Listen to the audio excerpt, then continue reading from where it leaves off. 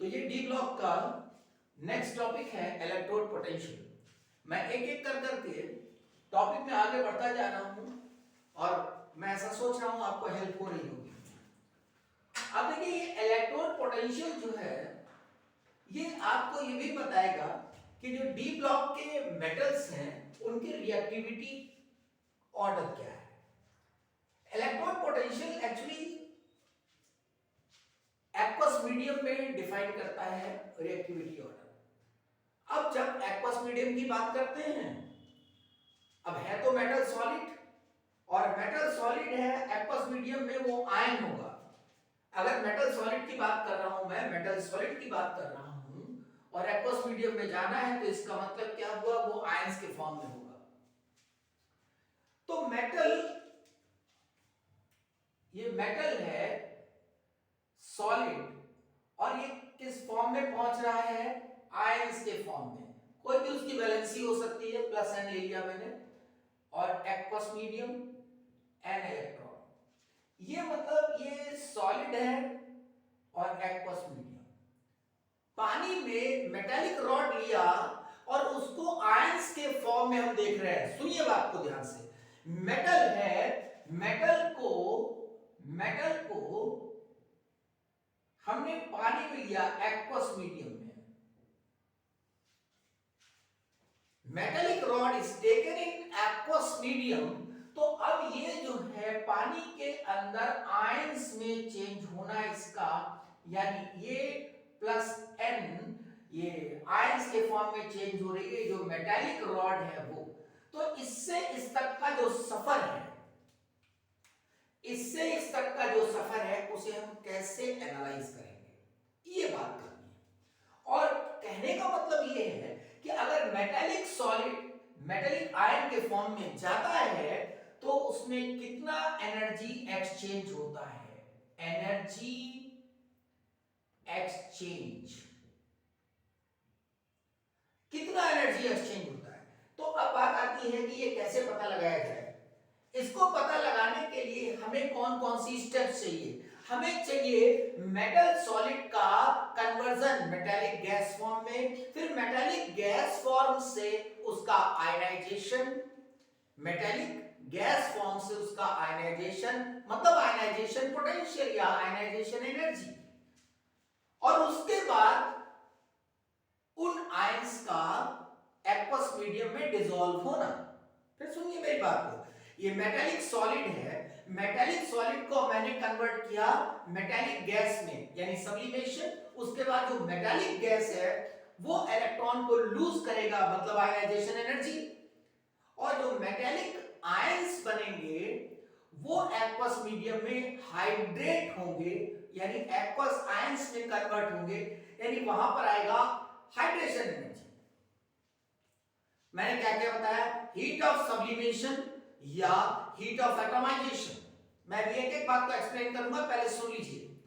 Heat of atomisation या heat of sublimation पहला point, दूसरा आया आयनाइजेशन एनर्जी, और तीसरा पॉइंट है heat of hydration.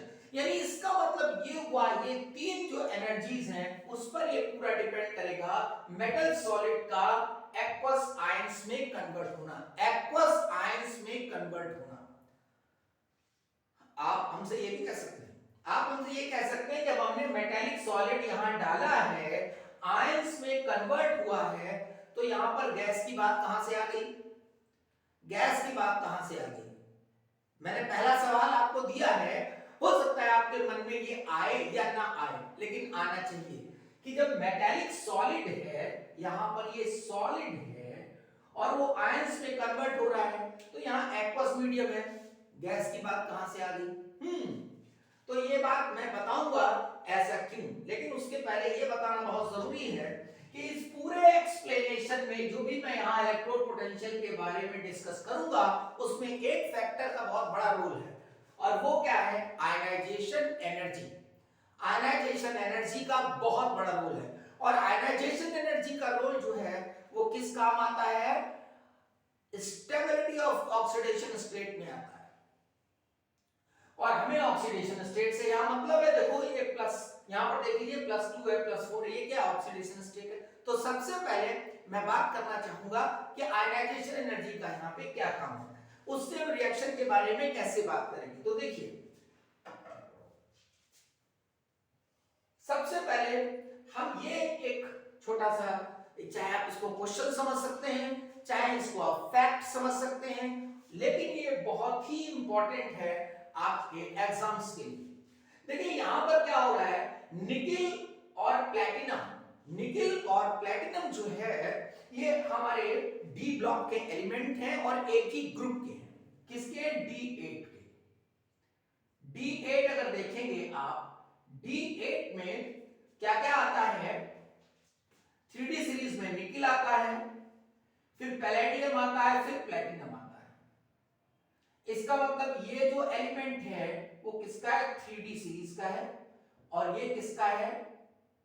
5D series का।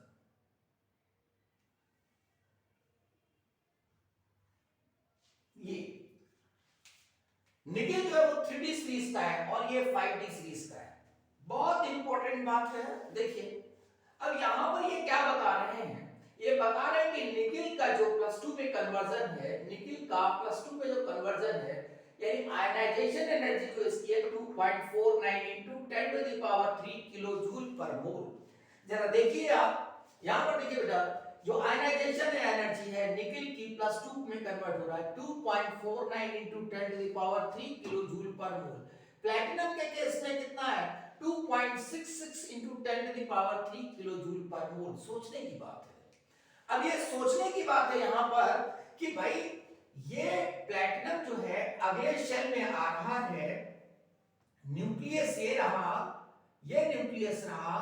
इन शेल्स की बात अगर मैं करूं तो यहां पर जो इसके 2 इलेक्ट्रॉन निकल रहे हैं, देखिए देखिए देखिए बेटा, ये मैं प्लैटिनम के लिए सबसे पहले बता रहा हूं, ये प्लैटिनम है। तो प्लैटिनम के जो 2 इलेक्ट्रॉन निकल रहे हैं वो कहां से निकल रहे हैं? वो निकल रहे हैं 6s2 से, 5d 6s2 5d 4f, ये इसमें रहेगा। ये ध्यान रहे जब हम 5d सीरीज की बात करेंगे तो उसमें 4f आ चुका है, क्योंकि ये 6 पीरियड की बात हो रही है। Platinum is present in 6 period, इसका मतलब इसके कॉन्फ़िगरेशन की जब बात होगी तो मैं लिखूंगा प्लैटिनम के लिए 6s2 4f14 4f14 5d 8 and then 6s2, ये लिखूंगा मैं। This is the electronic configuration for platinum. Platinum के लिए एक जनरल इलेक्ट्रॉनिक कॉन्फ़िगरेशन, जहां पर मैंने कोई एक्सेप्शन नहीं लिया है, किसी चीज की कोई बात नहीं कर रहा हूं, मैं सिर्फ जनरल कॉन्फ़िगरेशन लिख रहा हूं D8, ठीक है। अब देखिए यहां पर जब ये 2 इलेक्ट्रॉन खींचे जाएंगे, जो 2 इलेक्ट्रॉन के लिए ये जो खींचे जा रहे हैं, यहां पर क्या हो रहा है, यहां पर ये पुअर शील्डिंग इफेक्ट, इसका पुअर शील्डिंग इफेक्ट। तो देखिए इतने सारे इलेक्ट्रॉन, इतने सारे इलेक्ट्रॉन की वजह से यहां पर खूब सारे प्रोटॉन हैं। तो खूब सारे प्रोटॉन हैं इतने इलेक्ट्रॉन के अगेंस्ट में, इसका मतलब बेटा इसका जो न्यूक्लियर चार्ज है, न्यूक्लियर चार्ज, इसको मैं बार बार डिस्कस कर चुका हूं, न्यूक्लियर चार्ज वो बहुत ही ज्यादा होगा, न्यूक्लियर चार्ज बहुत ज्यादा हो जाएगा। और 4f और 5d का पुअर शील्डिंग इफेक्ट होता है, यानी 4f और 5d इनकी कैपेबिलिटी नहीं है कि वो न्यूक्लियस को प्रॉपर शील्ड कर सकें। तो इस वजह से क्या होगा, ये जो 2 इलेक्ट्रॉन है इनको ये न्यूक्लियस बहुत ज्यादा तेजी से पकड़ के रखेगा, इसको निकालना मुश्किल होगा। जबकि ये बात यहां पर नहीं है निकिल में। मेरी बात समझ गए?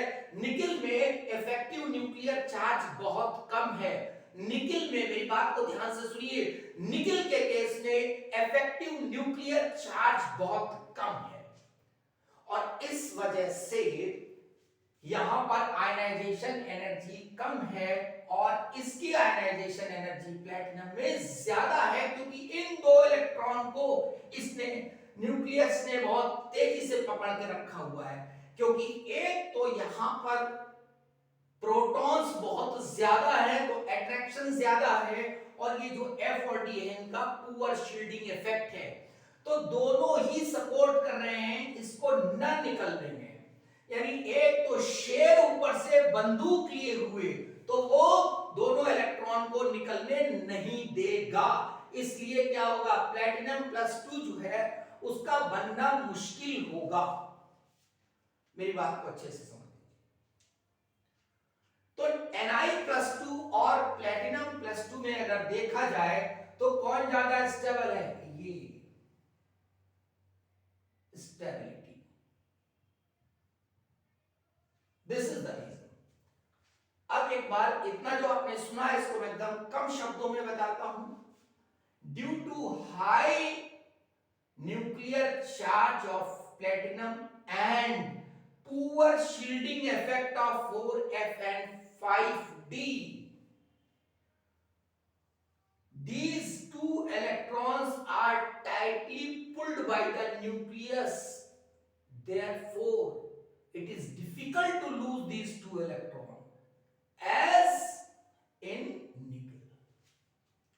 निकिल के केस में आसानी से लूज हो जाएंगे, इसीलिए आयनाइजेशन एनर्जी निकिल की कम है। ये पहला एक्सप्लेन किया। दूसरा देखिए, अब बात आती है +4 के लिए। +4 में प्लेटिनम का +4 कम है। देखिए उल्टा हो गया यहां पर। ऐसा हुआ क्यों? ऐसा ये हुआ कि जब यहां पर 2 इलेक्ट्रॉन निकल गए, ये 2 इलेक्ट्रॉन निकल गए, तो एक यहां पर जो बाइंडिंग थी वो खत्म हुई, वो बाइंडिंग खत्म हुई।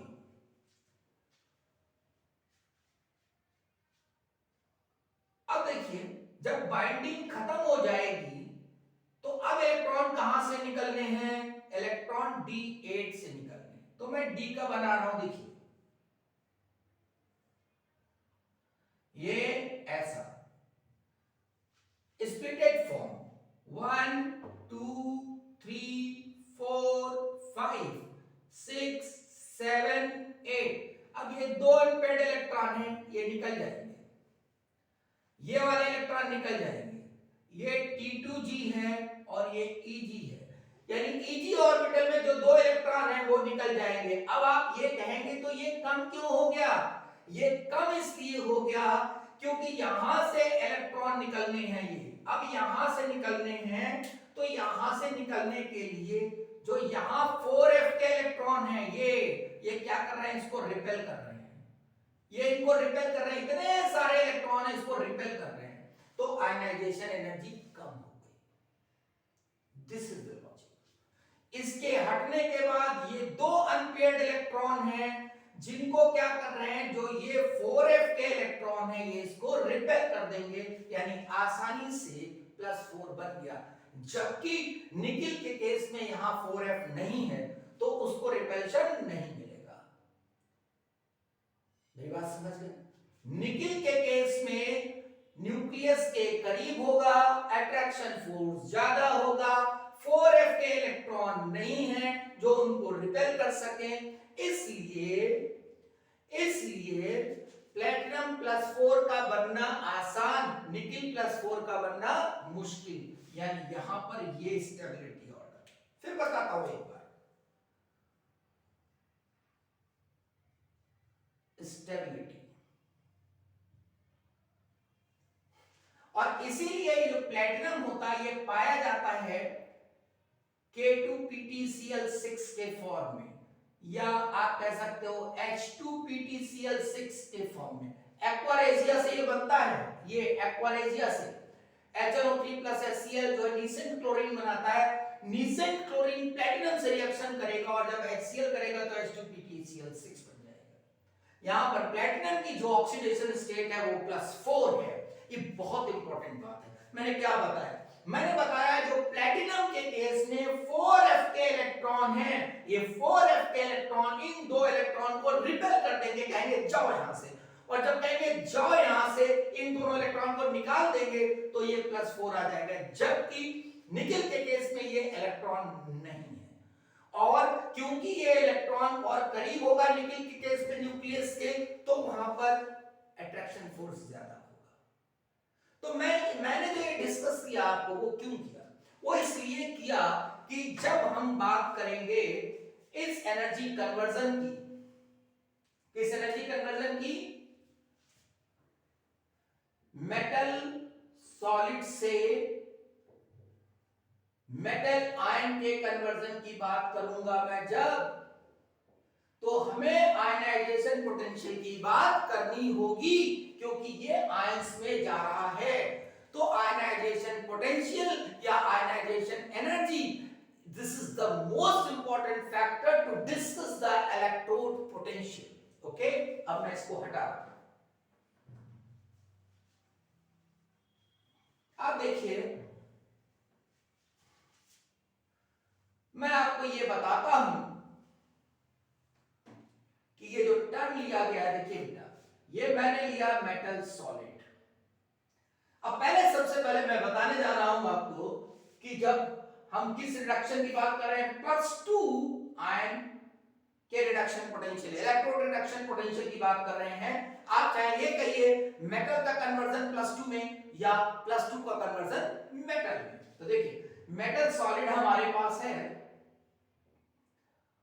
और हम उसे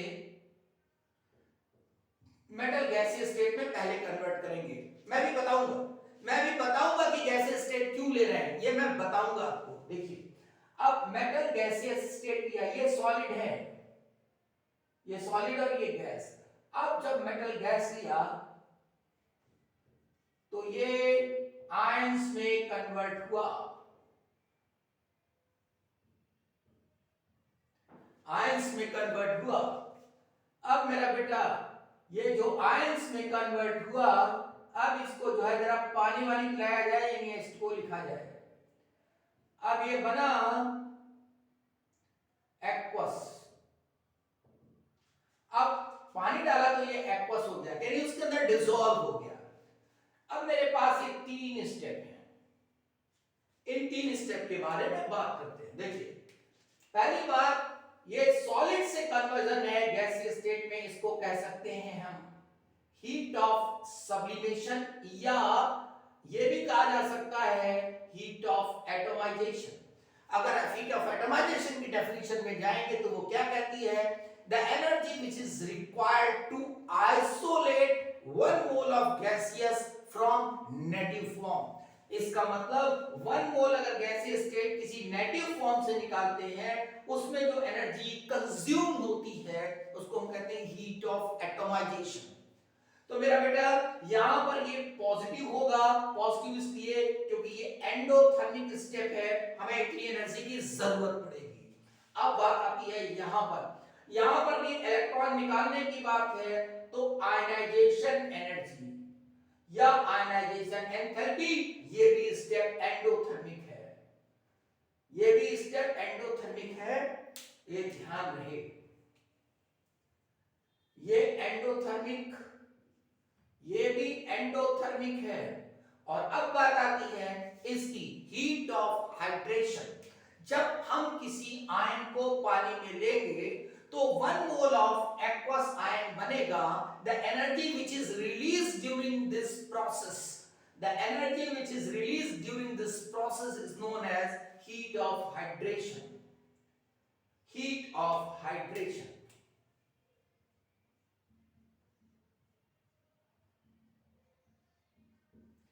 And this is with negative sign, it is exothermic. अब देखिए, अब वही पहला क्वेश्चन कि जब हमने मेटल सॉलिड को एक्वस मीडियम में डाला तो कहीं गैस तो आई नहीं, कहीं मेटल जो है वो गैस में कन्वर्ट हुआ नहीं, तो ये आपने गैस क्यों लिखा, ये बात दिमाग में आ सकती है। और अगर नहीं आई है तो आनी चाहिए। ठीक है, चलिए अब मैं क्या करता हूं, इसको ऐड करता हूं और फिर इस क्वेश्चन का आंसर देता हूं। इसको जब हम ऐड करेंगे तो क्या आएगा, ये आएगा, ये मैंने ये कट जाएगा, ये कट जाएगा, और क्या आएगा, H2O लिख सकते हैं या एक्वस लिख सकते हैं। मैं चाहूं तो रिवर्सिबल साइन भी बना लूं, क्योंकि ये हमें इलेक्ट्रोकेमिकल सीरीज में भी दिखता है।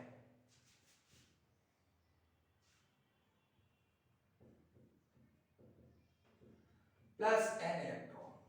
अब इसको चाहे लिखो या ना लिखो, क्योंकि ये एक्वस मीडियम लेगा तब ये सॉलिड जाकर के यहां एक्वस में कन्वर्ट होगा। अब देखिए, अब यहां पर क्या है कि अब मैं लिखूंगा तो ये लिख सकता हूं delta H sublimation plus delta H ionisation energy minus delta H of hydration energy, ये आया। अब आपको इसका आंसर मिलेगा कि यहां पर गैसेस क्यों लिया गया, क्योंकि मुझे चाहिए इसके लिए एनर्जी कितनी एक्सचेंज होगी। मुझे ये एनर्जी चाहिए थी जो निकल के आई इस प्रोसेस में, और वो ऐसे नहीं मिल सकती थी। तो मैंने क्या किया, मैंने फायदा उठाया हाइड्रेशन, मैंने फायदा उठाया हेस रूल का। किसका? हेस रूल। हेस रूल, थर्मोडायनेमिक्स का हेस रूल। वो क्या कहता है कि doesn't matter what type of process is used, doesn't matter how many steps are used, the energy will be same, will not be changed if reactant and product are same. हमको ये चाहिए था, हमने इनकी हेल्प से हमने इनको add किया, ये आ गया, तो हमें एनर्जी एक्सचेंज पता चल गया। हमें इनकी कोई बाकी जरूरत नहीं है, वो है या नहीं है। हेस रूल क्या कहता है, इससे कोई मतलब नहीं है कि कितनी स्टेप्स हैं या बीच में क्या बन रहा है। हमारा मेन मुद्दा ये है कि रिएक्टेंट और प्रोडक्ट सेम होना चाहिए। अगर इन तीन स्टेप को हम ऐड कर दे तो हमारा रिएक्टेंट प्रोडक्ट वही आ रहा है जो हमें चाहिए। तो इसलिए this is the energy exchange during this conversion. अब मेरा बेटा ये समझ लीजिए, आप इस चीज को ध्यान से सुनिए कि अगर मेरा बेटा इस कन्वर्जन को देखना है, यानी सॉलिड को, इस मेटल सॉलिड को आप चाहते हैं कि एक्वस में कन्वर्ट कर लें, यानी इसका आयनाइजेशन कर लें, तो क्या होना चाहिए, प्रोसेस कैसा होना चाहिए, एक्सो होना चाहिए। जितना ज्यादा एक्सोथर्मिक होगा उतना ये प्रोसेस आसान होगा, यानी ऑक्सीडेशन आसान होगा। जितना ये नेगेटिव में होगा उतना ऑक्सीडेशन आसान होगा। देखिए, इसका मतलब ये हुआ कि जितना ये कम हो उतना अच्छा, सब्लिमेशन कम हो, आयनाइजेशन एनर्जी कम हो, और हीट एनर्जी, हाइड्रेशन एनर्जी ज्यादा हो। अगर ऐसा है तो ये प्रोसेस आसान। चलिए अब इसको उठा के पूरा यहां ले आते हैं। अब यहां पे हम कन्वर्जन देख रहे हैं। कन्वर्जन क्या है, हमें ये देखना है कि +2 इलेक्ट्रॉन सॉलिड, ये एक्वस। देखो ये रिडक्शन दिखाई दे रहा है, ये रिडक्शन दिखाई दे रहा है, और ये रिडक्शन इलेक्ट्रोड पोटेंशियल्स दिखाई दे रहे हैं इसके। टाइटेनियम के लिए -1.63, वेनेडियम के लिए -1.18 एंड लाइकवाइज। देखिए इनको ध्यान से देखिए, ये इलेक्ट्रोड पोटेंशियल्स दे रखे हैं। अब इसी में बेटा जो हमारा इरेगुलरिटीज मिलेगा हमें, जो हमें इसमें प्रॉब्लम्स आएंगी, जो हमें इसमें एक्सेप्शंस दिखाई देंगे, उन्हें हमें कैसे एक्सप्लेन करना है, ये इंपॉर्टेंट बात है। अब इसमें हमें यूज करना पड़ेगा ऑक्सीडेशन स्टेट या आयनाइजेशन एनर्जी के बारे में और हाइड्रेशन एनर्जी के बारे में। ये बात इंपॉर्टेंट है। देख लें कैमरा चल रहा है, चल। तो देखिए ये बार बार देखना पड़ता है, अगर कैमरा पीछे नहीं चल रहा होगा तो सब काम बेकार हो जाता है, इसलिए पीछे जाके देर तक थोड़ा खड़े होना पड़ता है। तो अब देखिए, अब यहां पर पहले मैं बात करता हूं, इसको पहले मैं नेगेटिव का मतलब बताता हूं। मेरा बेटा ये जो नेगेटिव इलेक्ट्रोड पोटेंशियल्स लिखे हैं, -1.63, -1.18, -0.9, -1.18, -0.44, -0.28, -0.25। अब ये प्लस में, सिर्फ कॉपर प्लस में होता है, जिंक -0.176। माइनस का मतलब है नहीं, माइनस का मतलब है नहीं। आप ये जानना चाहते हैं तो इलेक्ट्रोकेमिस्ट्री में जाइए और इलेक्ट्रोकेमिस्ट्री का वीडियो देखिए, इसमें मैंने गैल्वेनिक सेल डिस्कस किया है, क्योंकि जो गैल्वेनिक सेल है उसमें बताया गया है डेल्टा जी बराबर माइनस, ये बताया गया है। और नई वीडियो देखना है तो कोई प्रॉब्लम नहीं है, उसके लिए आप किताब में जाइए, बुक पढ़िए, और सबसे अच्छा होता है बुक पढ़ना। टीचर, वीडियो, सारी चीजें जो है ये हेल्पिंग वर्ब है सेंटेंस को बनाने के लिए, है ना। लेकिन सेंटेंस बेहतरीन तब बनता है जब आप किताब उठाते हैं और उसकी एक एक लाइन को पढ़ते हैं। थोड़ा टाइम लगता है, थोड़ी परेशानी होती है, लेकिन उसका मजा ही कुछ और होता है। ठीक है, वही असली पढ़ाई है। ठीक है, देखिए यहां पर डेल्टा जी बराबर minus n F E. Okay, अब ये डेल्टा जी यहीं से आया है, ये फ्री एनर्जी चेंज यहां से आई, ये एनर्जी उठा करके यहां रख दो, ई निकल आएगा, और ये इलेक्ट्रोड पोटेंशियल यहां आया है। डेल्टा जी नेगेटिव में आएगा तो काम आसान हो जाएगा, क्योंकि डेल्टा जी नेगेटिव का मतलब ये हुआ, डेल्टा जी नेगेटिव का मतलब ये हुआ, सुनना मेरी बात को, डेल्टा जी नेगेटिव का मतलब कि reaction spontaneous, reaction possible, reaction spontaneous, reaction possible. तो अब अगर ये मैं माइनस लूं, माइनस 1.63, इसको यहां पे रख दूं माइनस 1.63, ये इलेक्ट्रोड पोटेंशियल है, तो ये माइनस माइनस मल्टीप्लाई हो जाएगा, प्लस आ जाएगा। डेल्टा जी प्लस का मतलब क्या हुआ, रिएक्शन स्पॉन्टेनियस नहीं है, रिएक्शन पॉसिबल नहीं है। तो मैं अगर उल्टा कह दूं इसको, नेगेटिव का मतलब ना, नेगेटिव का मतलब ना रिएक्शन नहीं होगी। अगर मैं यहां पे कहूं कि ये टाइटेनियम के लिए कह रहा है नेगेटिव 1.63, वो कह रहा है, वो क्या कह रहा है बेटा, वो देखिए क्या कह रहा है, वो कह रहा है कि टाइटेनियम जो होगा, titanium plus 2 electron, titanium solid, वो कह रहा है माइनस 1.63, वो कह रहा है माइनस का मतलब नो, ये नहीं करेंगे। तो क्या कहना चाहता है, वो कह रहा है इसका उल्टा हो जाएगा, इसका उल्टा हो जाएगा, यानी इसका मतलब titanium solid, titanium solid is converted into titanium plus 2 and 2 electron, वो ये कह रहा है ये हो जाएगा। बस यही पे एक्सप्लेन करना है, यही पे तो एक्सप्लेन करना है, यहां पर एक्सप्लेन ये करना है कि टाइटेनियम की प्लस 2 ऑक्सीडेशन स्टेट स्टेबल है, क्योंकि मैंने बताया ऑक्सीडेशन स्टेट में कि अगर s का 2 इलेक्ट्रॉन निकल रहा है, निकल जाएगा, तो प्लस 2 ऑक्सीडेशन स्टेट होगी इसमें। अब प्लस 2 ऑक्सीडेशन स्टेबल है, यानी प्लस 2 इलेक्ट्रॉन निकलना आसान है, इसका मतलब ये इलेक्ट्रॉन लूज करना चाहेगा, न कि गेन करना चाहेगा।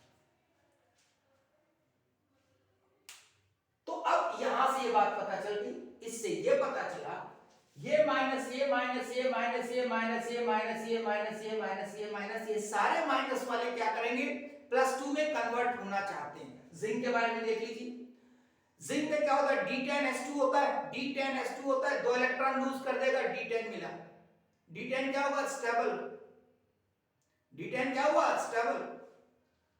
तो इसका मतलब ये हुआ कि जिंक Zn+2 में कन्वर्ट होना चाहता है, यानी ऐसा होना चाहता है। ये बात समझ में आ रही है, ओके।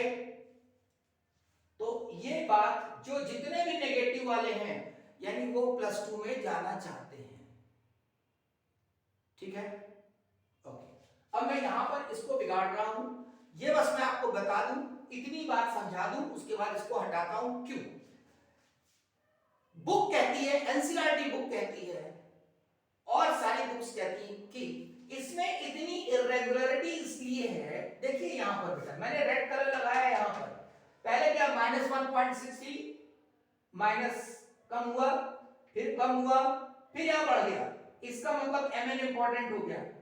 अगर Mn को हटा दिया जाए, जिंक को हटा दिया जाए, तो ये माइनस में कम होता चला जा रहा है, बस कॉपर प्लस में हो जाता है। तो Mn हमारे उसको गड़बड़ कर रहा है, जिंक गड़बड़ कर रहा है। तो ये क्यों गड़बड़ कर रहा है, इसके गड़बड़ करने का कारण ये है, जो रेगुलरिटी नहीं आ रही है, जो इरेगुलर बिहेवियर है उसका कॉज ये है कि यहां पर ये सब में सेम नहीं होते। सब्लिमेशन एनर्जी, आयनाइजेशन एनर्जी और हाइड्रेशन एनर्जी का ऑर्डर नहीं बनता, इसलिए ऐसा होता है। खैर, अब मैं आपको बाकी एक्सप्लेन कर रहा हूं। देखिए, तो पहला कॉज ये तो बता दिया मैंने, +2 स्टेबल होता है, इसलिए यहां पर ये नेगेटिव है। नेगेटिव का मतलब ये हुआ कि दिस इज पॉसिबल। अगर ये लिखा है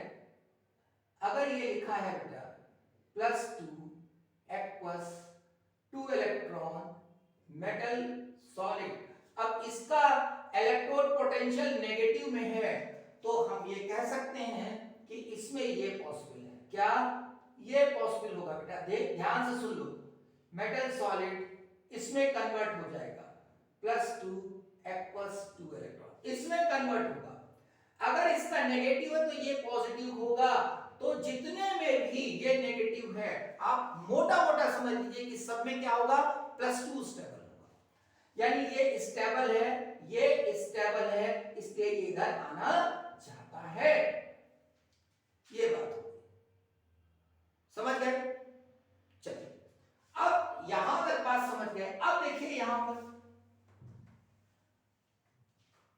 टाइटेनियम ठीक है, वेनेडियम ठीक, क्रोमियम ठीक। अब मैग्नीज का देखिए, मैग्नीज का क्यों बढ़ गया? यहां पर देखिए -1.63, -1.18, -0.90। इसका मतलब जैसे जैसे मैं इधर जा रहा हूं,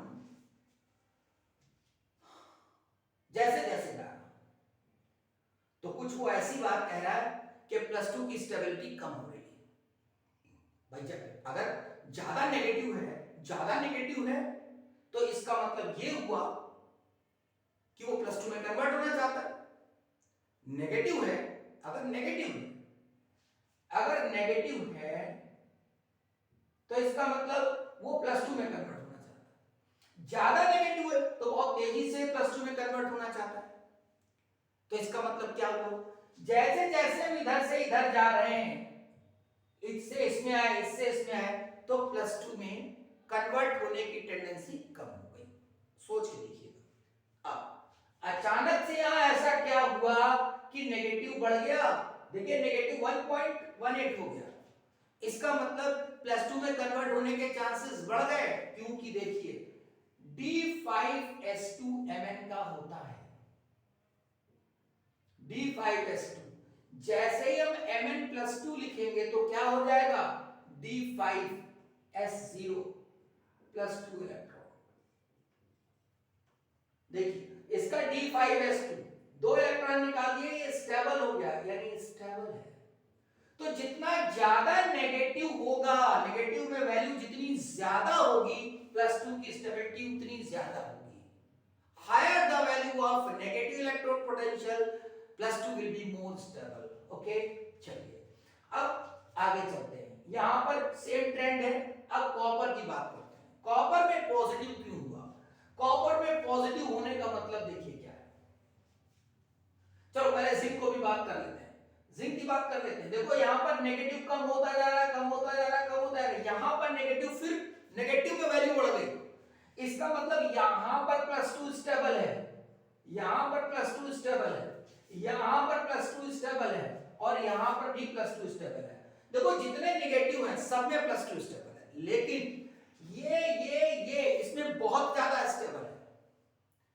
तो जिंक में क्यों स्टेबल है? देखिए zinc Zn+2 2 electron, D10S2 D10S0, तो क्या हुआ, D10 मोर स्टेबल। यानी पता चल गया हमें। तो अगर 2 इलेक्ट्रॉन निकलने के बाद कॉन्फ़िगरेशन स्टेबल है तो +2 का कन्वर्ट होना आसान होगा। टाइटेनियम में भी ऐसा ही है। टाइटेनियम में +2 निकल जाता है आसानी से। Mn में +2 निकलने के बाद D5 बचता है, मोर स्टेबल। यहां पे 2 निकलने के बाद D10 बचता है, मोर स्टेबल। तो ये हो गया। अब इसमें ये सारा एक्सप्लेन हो गया। अब कॉपर बचा। देखिए कॉपर में क्या होता है, कॉपर कह रहा है कि मेरे साथ ऐसा होता है, यानी copper is ready to accept 2 electrons.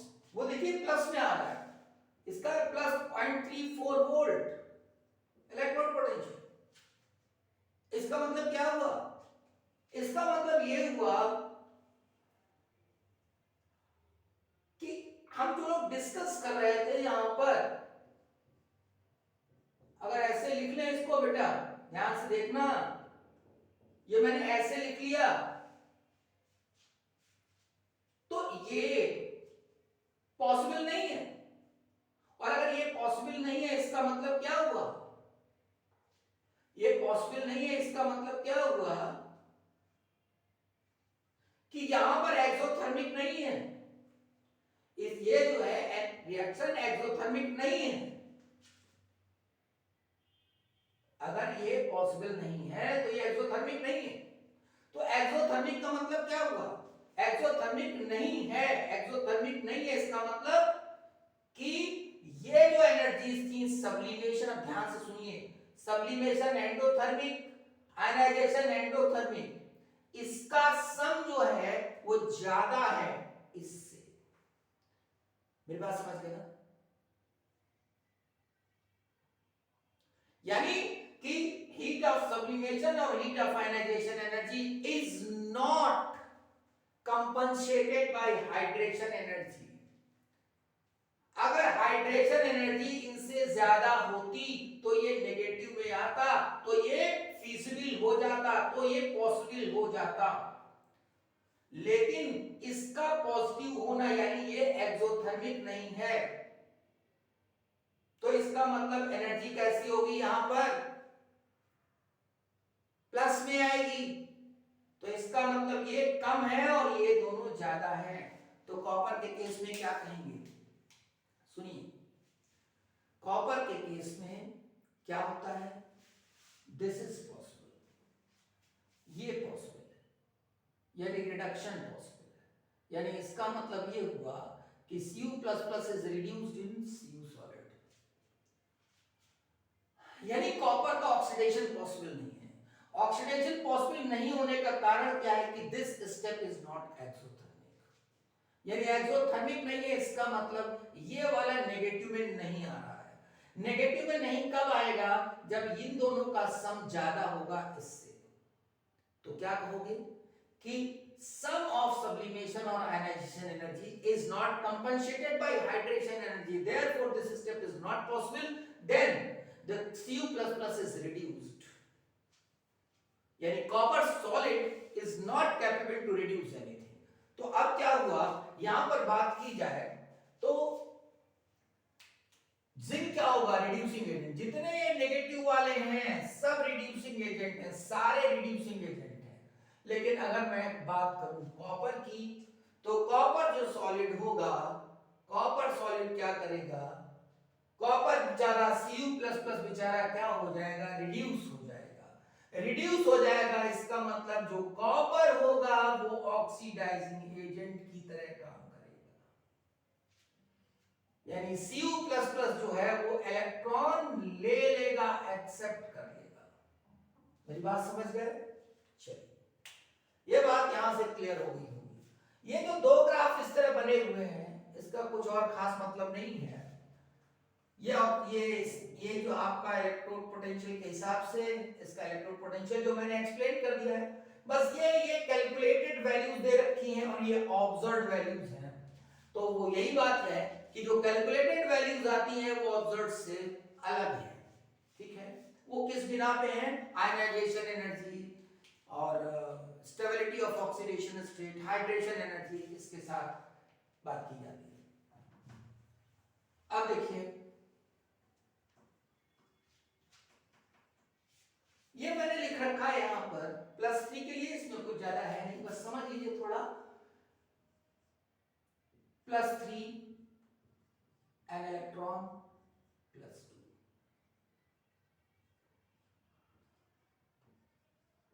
Aqueous, यहां पर ये +3 ऑक्सीडेशन स्टेट, और देखिए यहाँ पर मैंने ये लिख रखा है, तो मैंने इस तरह लिख दिया है जिसमें आपको पता चलता रहे कि ये जो टाइटेनियम है, टाइटेनियम, वेनेडियम, क्रोमियम, ये नेगेटिव में है, ये नेगेटिव में है। इसका मतलब ये नेगेटिव होने का मतलब ये हुआ कि ये काम पॉसिबल है किसमें, टाइटेनियम, वेनेडियम और क्रोमियम में, लेकिन ये काम पॉसिबल नहीं है किसमें, इसमें पॉसिबल है, इसमें ऐसा हो जाएगा, लेकिन किसमें नहीं होगा, मैग्नीज, आयरन और कोबाल्ट में पॉसिबल नहीं। तो कोई समस्या की बात थोड़ी है। देखिए +3 से +2 में कन्वर्जन होना, यानी इस केस में, इनके केस में +2 मोर स्टेबल, यहां पे लिख देता हूं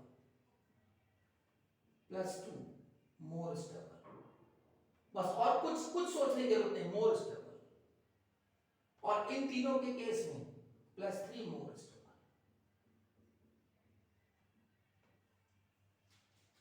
Mn आयरन कोबाल्ट, आप देखोगे कि जो 3 इलेक्ट्रॉन निकलने के बाद आ रहा है वो भी स्टेबल है। करके देख लेते हैं, चलिए आयरन का करते हैं।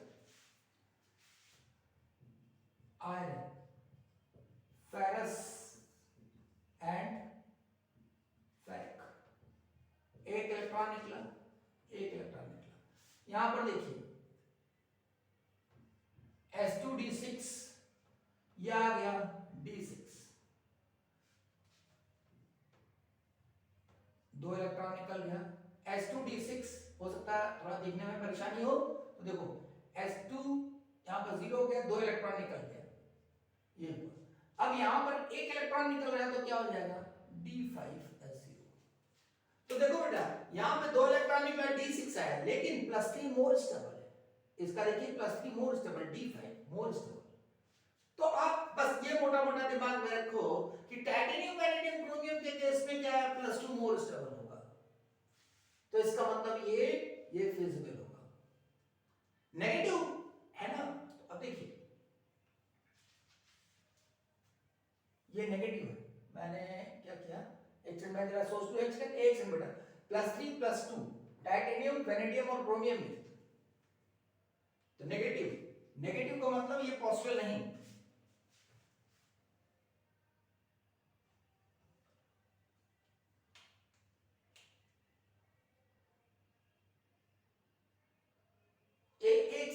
एक सेकंड सॉरी, एक सेकंड। नेगेटिव इलेक्ट्रॉन पोटेंशियल इसके बीच में नेगेटिव बेटा है टाइटेनियम, वेनेडियम और chromium, titanium, vanadium, chromium. Negative होने का मतलब है ये पॉसिबल नहीं है, this step is not possible. तो इस केस में क्या होगा, जब ये पॉसिबल नहीं होगा तो +2 less stable and +3 more stable. ठीक है, अब देखिए अगर ये कह रहा है ये नेगेटिव है, देखो यहां पर ये नेगेटिव है, टाइटेनियम में नेगेटिव, वेनेडियम में नेगेटिव, क्रोमियम में नेगेटिव। नेगेटिव का मतलब नहीं पॉसिबल है, नेगेटिव का मतलब नो, यानी ये +3 से +2 में कन्वर्जन पॉसिबल नहीं है, या मुश्किल से होगा, दोनों हो सकते हैं, या तो नहीं या मुश्किल से। तो नहीं या मुश्किल से, तो क्या होगा, +2 जो होगी लेस स्टेबल, या कह सकते हैं +3 मोर स्टेबल। जरा चेक करके देखते हैं। क्रोमियम में देखा जाए +2 और क्रोमियम का +3, देखिए यहां पर क्या होगा, D5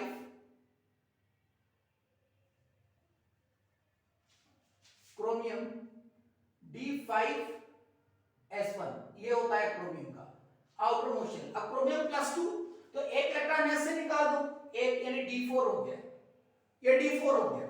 अब यहां पर एक और इलेक्ट्रॉन निकाल दो तो इसका D3 हो गया। अब D3 मोर स्टेबल, देखिए आ गया D3 more stable, T2G3, T2G3 more stable, ये आ गया, यानी ये मोर स्टेबल है। तो जैसे क्रोमियम के केस में है वैसे वैनेडियम, वैसे ही टाइटेनियम के केस में देख सकते हैं। टाइटेनियम में 3 इलेक्ट्रॉन निकाल तो स्टेबल कॉन्फ़िगरेशन आ जाएगा, ठीक है। चलिए अब 3 मोर स्टेबल। अब बात करते हैं हम, ये हो गया तुम्हारा नेगेटिव वाला, ये नेगेटिव वाला हो गया। अब प्लस वाला, प्लस कौन कौन सा है? Plus electrode potential. ये इलेक्ट्रोड पोटेंशियल की मैं बात कर रहा हूं, कंफ्यूजन ना हो, जो ब्रैकेट में लिखा हुआ है। अब Mn आयरन और कोबाल्ट, इसकी बात करूं मैं।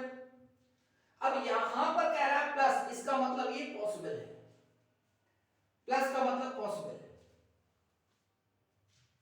+3 से +2, मतलब ये कहने का मतलब है, पॉसिबल का मतलब कि आसानी से हो सकता है, ये बस कहने का।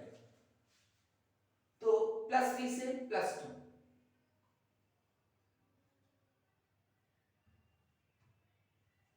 +2 मोर स्टेबल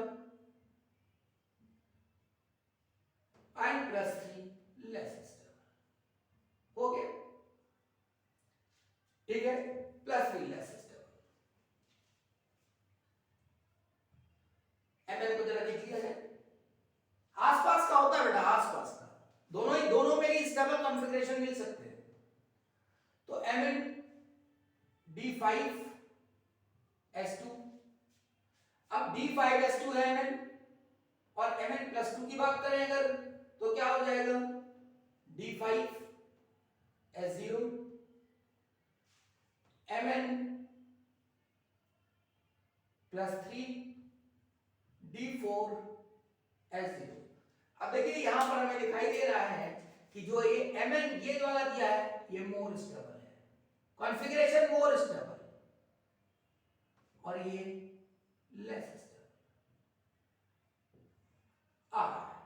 तो ये ऐसा और ये ऐसा, इस तरीके से आप इसको प्रैक्टिस करिएगा, बार बार देखिएगा, क्योंकि जितना एक्सप्लेन हो सकता है मैंने किया है, बाकी आपको उसे याद करना पड़ेगा। ये याद करना बहुत जरूरी है, ये रखना पड़ेगा, देखना पड़ेगा इसको। That's all. नेक्स्ट वीडियो में डी ब्लॉक के साथ, डी ब्लॉक का अगला कंसेप्ट, और 2-3 कंसेप्ट खत्म होने के बाद मैं एक साथ कुछ क्वेश्चंस इसके करा दूंगा, फिर हम लोग एफ ब्लॉक में चलेंगे, ठीक है। Okay, that's all.